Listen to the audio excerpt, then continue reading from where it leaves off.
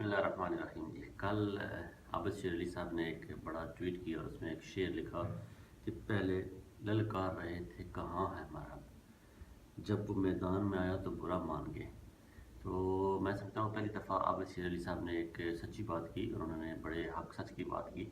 वाकई वो मरहब जिसे हम पहले सोच रहे थे कि वो छुपा हुआ है, वो सामने आ गया है। कल अरशद शरीफ का प्रोग्राम अगर आप देखें तो उसमें temple factories limited company director limited और क्विंटन पेंडिगन, डेविड पर्ल और बारबरा काहन, ये सारे वो यहूदी हैं जो मरहब के पैरोकार थे। असल में मरहब का अगर आपको तारीख देखना चाहें तो मरहब यहूदी था और जो मदीना से निकाल दिए गए थे, फिर वो खैबर में जाके बसे और खैबर में फिर उन्होंने साजिशें की।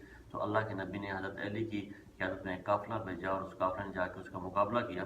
तो जो मरहब था उसको उसके कबीले वाले पुकारते थे कि मरहब कहाँ है, और जब वो मरहब सामने आया तो हज़रत अली ने एक वार में उसका सर उसके दो टुकड़े कर दिए थे।